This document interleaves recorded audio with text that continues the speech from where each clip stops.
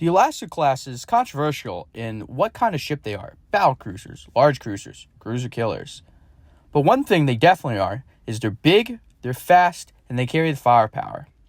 They remind me of this old quote in American football that goes, "Anybody I want on my team, I want to be agile, mobile, and most definitely hostile." I think those three words are the best way to describe these cruisers.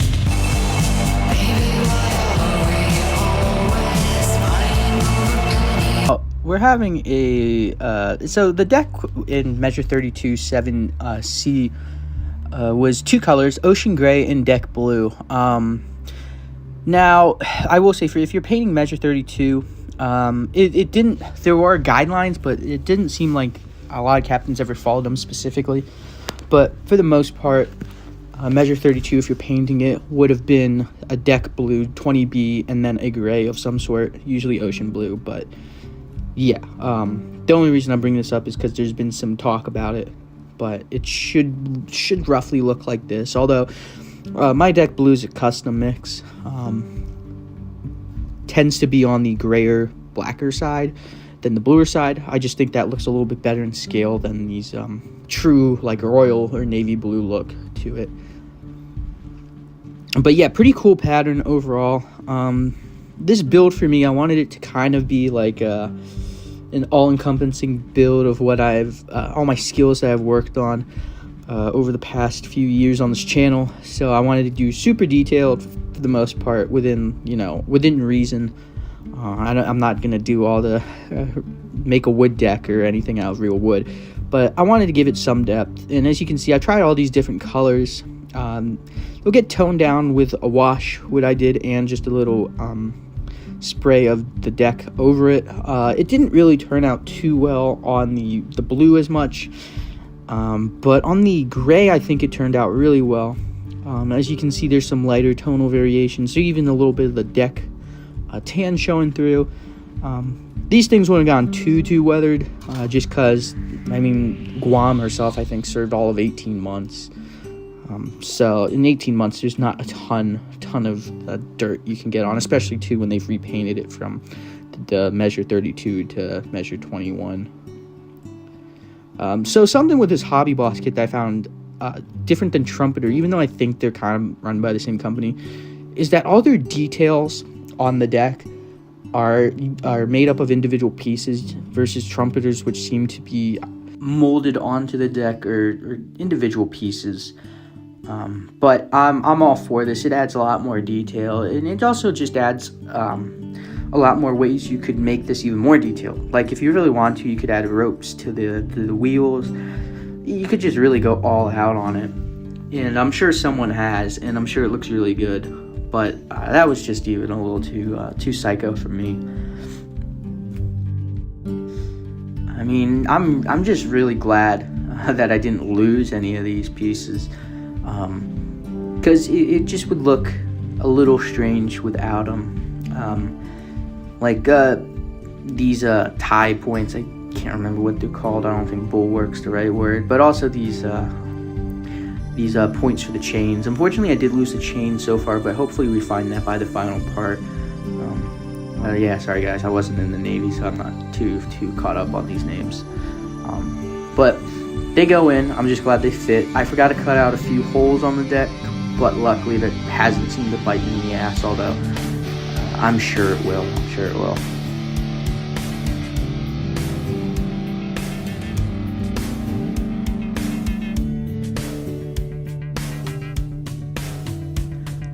I will say, if you're a beginner, you might want to hold off on this kit. Not to tell you what to do. I mean, it's your life. Go ahead and do it if you want. You know, I'm not one to tell you how to live. I say go for it if you're up for it. But that being said, it is tough, even for an intermediate. I mean, I still consider myself intermediate, but it relies too much, or it relies a lot on photo etch for a lot of the crucial elements. Like you'll see up here in a few clips of this gun tub that goes up on the bow, and the bottom of it is completely photo etched. And while I do think it would be harder to screw it up than not, it's still, if you end up doing it, because you only got so many bends, and I will say this photo etch is really thinner than the usual Hobby Boss ones that you get. Then you just don't have a bottom, and all of the stuff on the deck, the floater baskets, which help make the ship look really lived and look really lively, they're photo etched. All the vents are photo etch. Railing obviously is photo etch, but also to get all the details like the ladders is all photo etch. But it's just, I mean, it's a complex kit, and it rewards the modeler for having skill.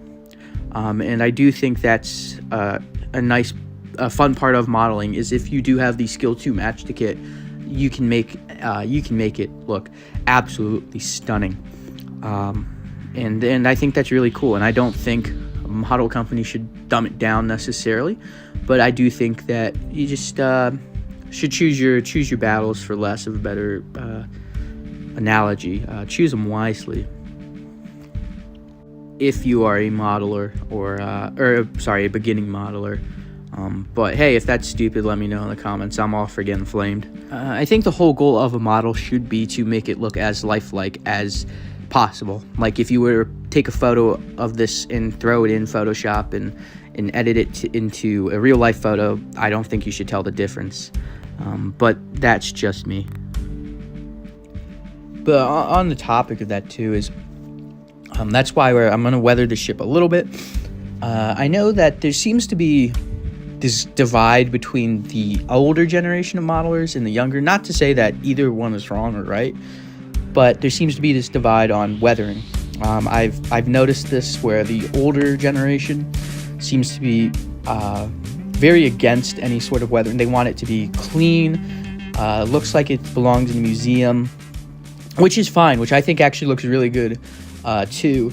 And the younger generation that I'm in seems to be more lenient, more lenient on the weathering, even overzealous sometimes. I know I've been overzealous with it, but I think both had their places in time. I mean, most of these ships, when they were on deployment, their first way was not to be cleaned, and if you look at the historical photos, yes, they were dirty, but also too, when they did come into port, they would clean them up a little bit, unless in the case of like Franklin or Bunker Hill. But those are out of not the usual case. But yeah, let me know your guys' thought. I think both are valid, but I don't think just because it's heavily weathered doesn't invalidate the model. I mean, unless you're doing a ship that lasts. I mean, these ships were out in the elements for months at a time, you know. And saltwater, having lived on the coast and being around boats my whole life, saltwater is it's hard to find a more corrosive liquid. That's obviously not an acid or anything, but I mean, it eats away metals like crazy, and it eats away paint, and also too, just in being in that below the equator, close to the equator, just that sun also too just does so much effect to these ships that really most of the time they would look less museum-like than they would. They'd have a little fading, but I think both are good. And welcome back to USS Guam. This part we're going to take a look at the island, forward half of the superstructure, and everything went together really well. For the most part, a few too many butt joints for my liking. Not as much on the plastic end, but on the PE2 plastic end, which we'll see come up later. Fortunately, one of my pins sheared off. I don't know where it went off to, but that's just a little annoying. I don't know if that's common with all the kits or just mine, so just be wary of that. It was just not that difficult to line up, but just had to be a little bit more thoughtful about how I did that. Sorry for this painting being out of frame. I kind of tend to focus on the build more than the camera work, which I'm trying to kind of work that out of my system. Hey guys, so sorry for not recording any of the painting. It was a little more complex than I thought it was going to be, so just need to look at the reference material to do it, but we got it done. Needs a little touch-up work in a few places, but it looks pretty good so far. Definitely within the theme of measure 32 7D. But yeah, so now just need to glue that. Got the turrets painted up to, just need a little touch-up work on some of them. There are just a few places on some of, on all three. But yeah, so we'll see that next. One thing I do find interesting would be how would the Alaska's been refitted if the war went on. There's already talks about that, and I do think one of these would be enclosing this superstructure part, just like they did on the Iowas on the later war. I don't know, but I do find, because there's already talks about some of the commanders not liking sort of anything, there are parts of the Alaska's in their brief service, but yeah, just one of those interesting things. This I saw in a dry dock in scale video. He's one of my favorite YouTube creators to watch, even though I don't watch a ton of modeling videos. But I saw him do this. I think it turned out better on the other side. That's just some white oil paint, and this is black. And just put a bunch of dots, and we'll streak it basically until it disappears, and it's just a bunch of little like very faint, very small streaks. Yeah, I would say you get rid of 95% of the oil paint. The only thing I don't know is how diluted you want your brush, because I felt like sometimes it was too much. For whatever reason, the white spirit seemed to really stick to this brush, and it's just like no matter how many times you dried it off, it would never get dry. So yeah, let me know. I think it turned out well. I basically can't see it, and that's kind of what you want, but if you stand back 2 feet from it, it looks like there's it's been faded in a myriad of colors.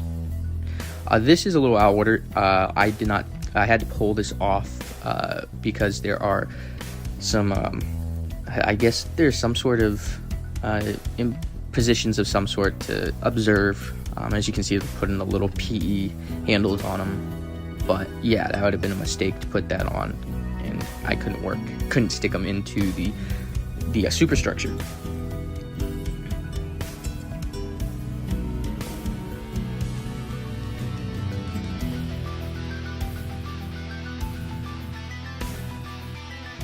I mean, like many people have pointed out, this kit, there's so many tiny little parts and so much PE. I enjoyed it for the most part, but I don't disagree with what Mad Dog Murder said. Actually, I do agree that if there was any more PE, I might have to take the hobby knife to my wrist. It's the only kit that I really had that actually has intimidated me. I can't say the last time that's happened to me. I don't know why. Maybe because it was just a lot bigger than I thought. I mean, the Alaskas are only like 70 feet shorter than the Missouri, and it's about as big as the Enterprise that I did like two years ago. And I kind of thought it would be more San Francisco sized. I knew it'd be bigger than that, but I didn't think it'd be quite this big. And it's quite the imposing model. Now, some people are going to cringe at the way I do that, but I rather have big globs of super glue and my railing be secure than have no super glue seen and my railings fall off if you blew on them. It's easy enough for me to come back with a little debonder and just touch it up. And that's usually what I do. Everyone has their different way, but it just pisses me off to no end when I have to come back constantly and fix it. But then again, that could be because I'm short. I was, short bush certified as a kid.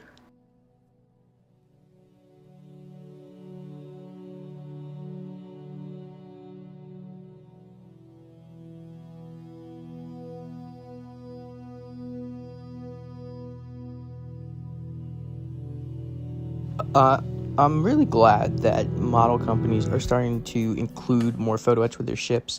I mean, this just is so little, but it adds so much detail to the mast, and it looks so cool, and I don't have to pay extra for photo etch sets.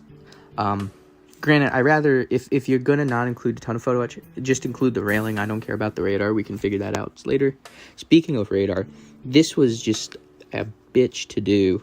So you see those little holes, you're supposed to line them up with those pegs on the outside, and I just couldn't thread them through. so I just put it on top, and it would have to make do. In principle, it works out, but in practice it doesn't, because the photo etch is so thin and so tiny. It's so hard to get them all lined up and then threaded through and folded and just not have it break, because as you know, it only has so many times you can play with it. But it looks good. It looks good. That's all that matters. I will take accuracy over fit for some things. As you can see, here it is. I think I turn it around here in a second. But yeah, it was just for the Mark 8 radar. It should be 3D though too, but at some point I do not care too much.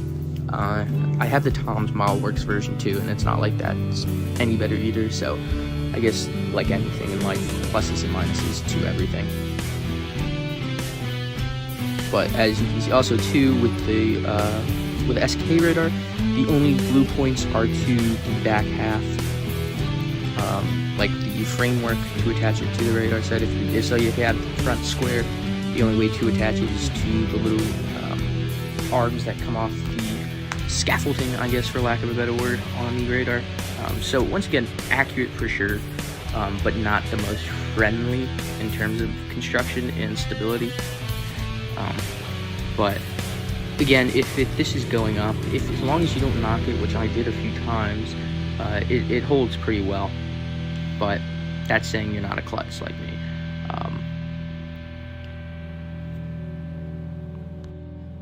For whatever reason, I will say, I don't know if it's because this is a little older kit, but some of these tolerances were not quite right.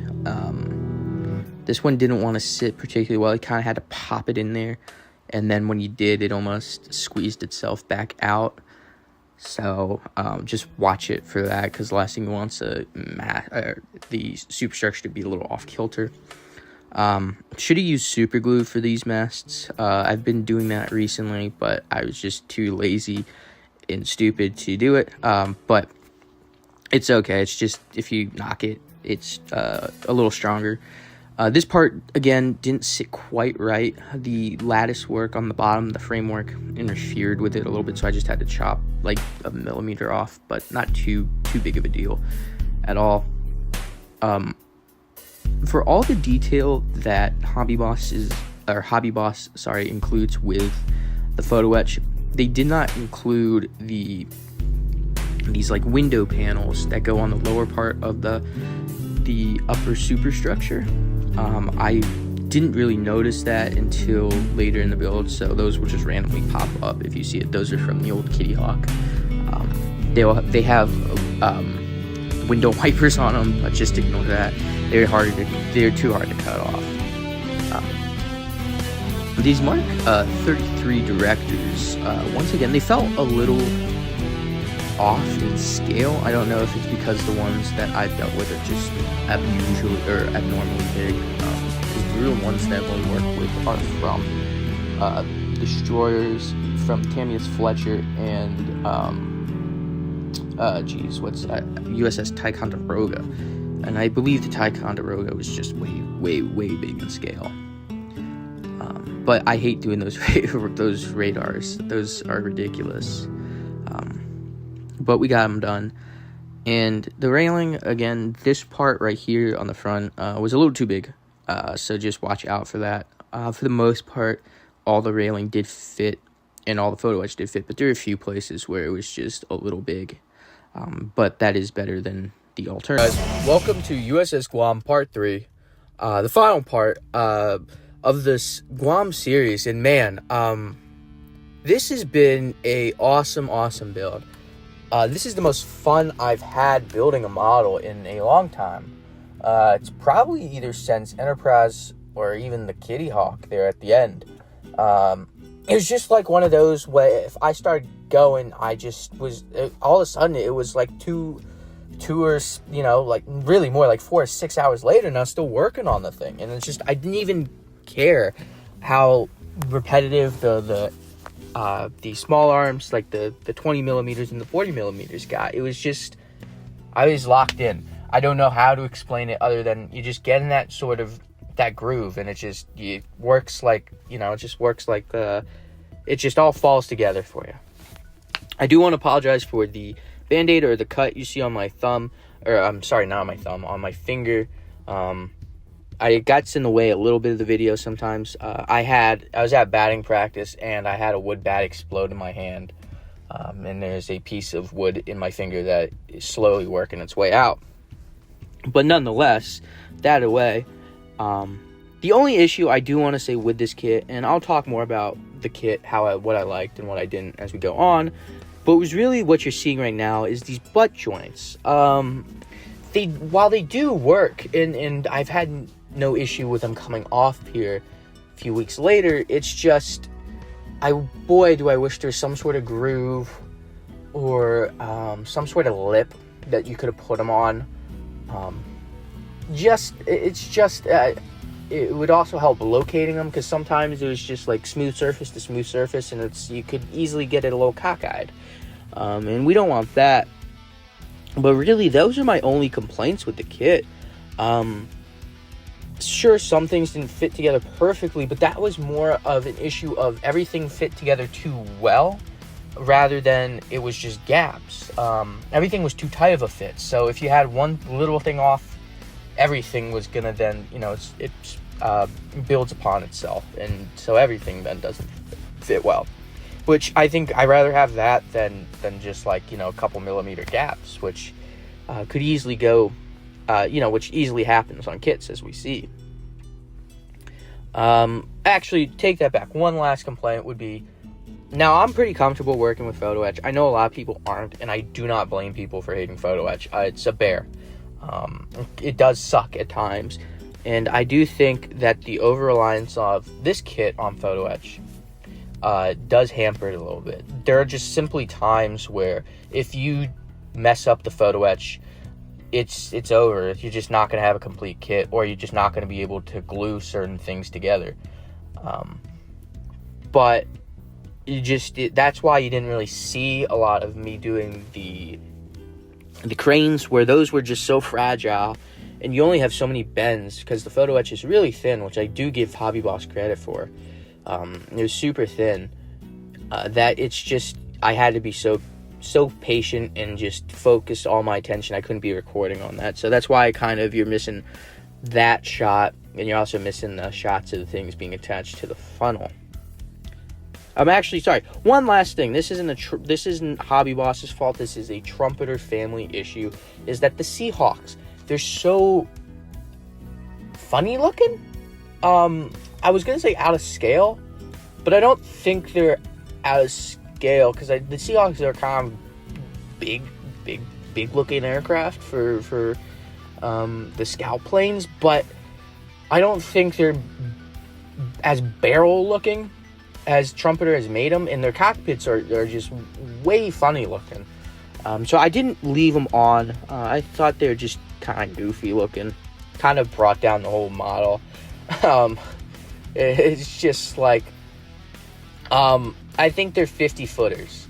Like, they'll look good from 50 feet away, but up close, they're like, whoa, step back. I'm getting catfished here. I'm getting catfished, if you know what I'm saying. I know that's kind of like a stupid way of saying it, but that's the best way I can. But yeah, no, it's just, really overall, just a fun kit. I had, nothing bad to say. This is definitely making me excited to build the USS Missouri from Hobby Boss that I have in my stash. I'm going to definitely do her and her Measure 32 scheme too. It also helps that I think the Alaska class here is just such a good looking ship. It's just the long lines of it look fantastic, and it's just, there's something about it. It looks menacing, it looks imposing, it looks sleek, it looks boisterous at the same time though. So yeah, I don't know how else to really explain it than that. I know I'm not really talking about the build here, but there just really isn't that much to say. It just went together really well. Not quite, almost Tamiya level, but not quite that clever engineering, if you know what I mean. Like, if you built a Tamiya kit recently, a recent release one, I think you know what I mean. But it did have that sort of shake and bake quality where it's just like you glue stuff together and all of a sudden you have a flawless model. I really can't sing the praises for it any more than that. So that's why I'm really not talking about it too much. It really came with all the photo etch too that one could want. The railing, of course. The radar, which always helps too. But I mean, there's no real missing pieces except for which you'll see up here in an upcoming clip of the windscreen on the upper superstructure level. But that's not, I mean, that's nitpicking at this point, guys.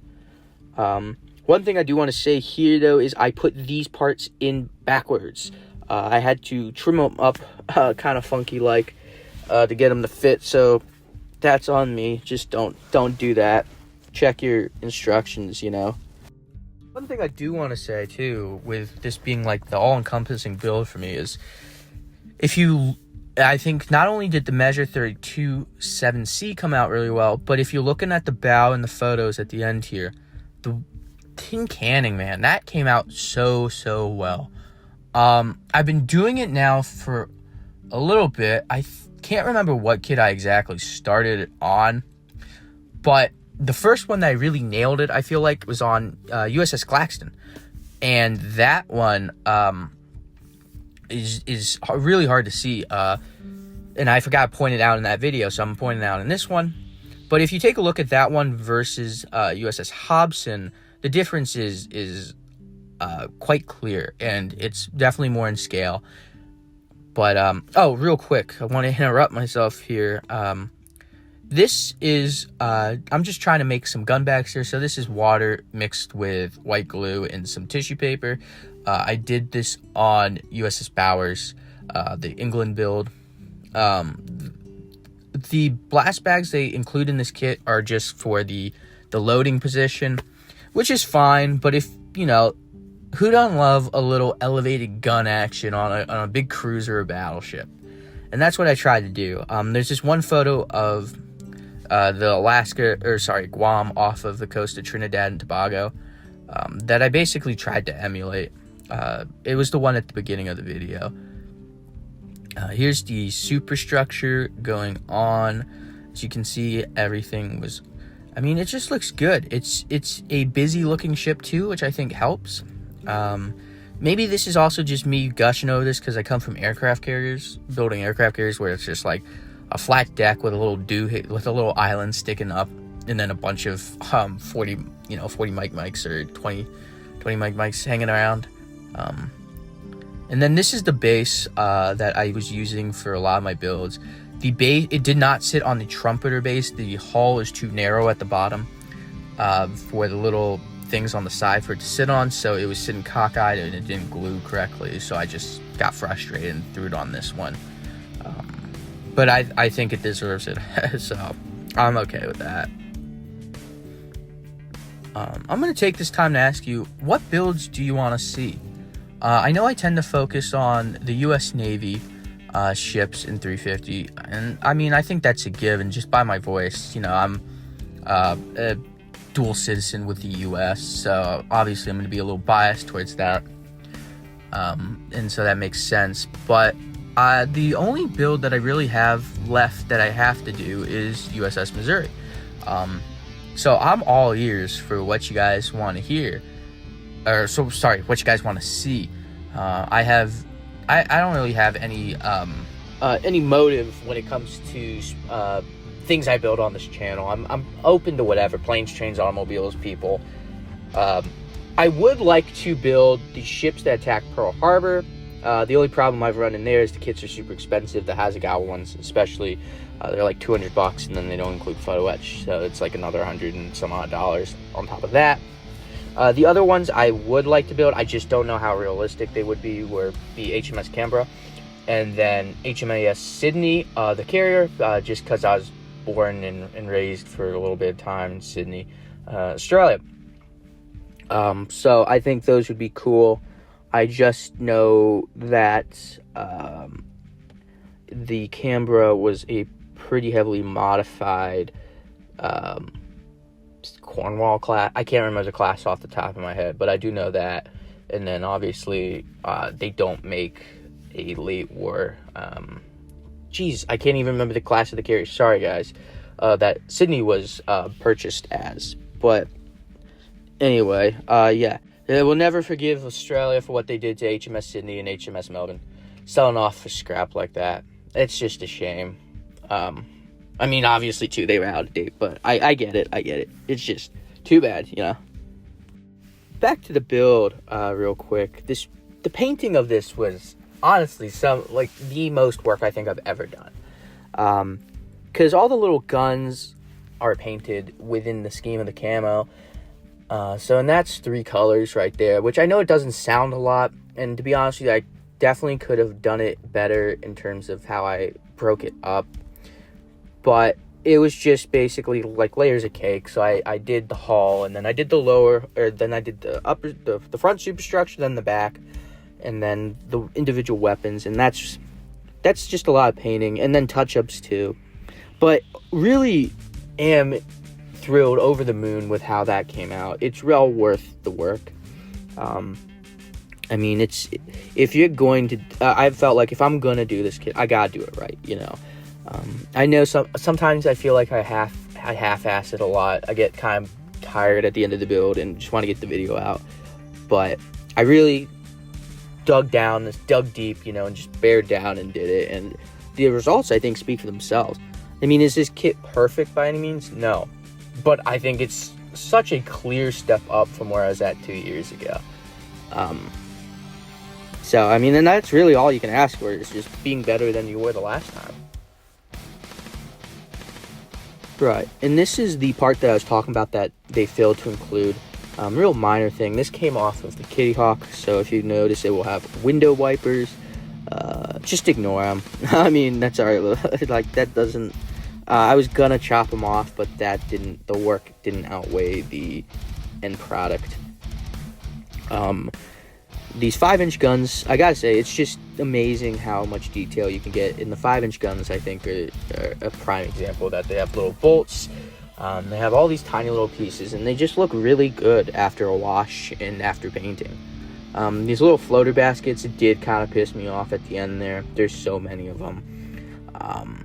But it's just, at some point, you know, you just gotta get her done, and just gotta bear down. And at some point, I do think it was worth it. I am happy with how they looked. Would you notice if they were missing? Probably not. But I think the deck looked a little empty without them. So I'm glad they're there. Not sure though I would not do it again if I was like on a time crunch. But anyway, guys, we're done with the build. I appreciate y'all for watching. I'm gonna shut up, because I'm probably sure you're annoyed if you hear my voice. I'm going to let you look at the videos, look at the pictures. But yeah, guys, if you really liked it, give it a like. If you didn't like it, dislike. I'm all for comments. I don't delete any of them, negative or positive. I do just ask, like, if you're going to say this build was shit, please tell me why so I can get better. Because, you know, otherwise it doesn't, I don't know what I did wrong. But yeah, anyway, guys, I'll shut up. Thanks for watching. Peace.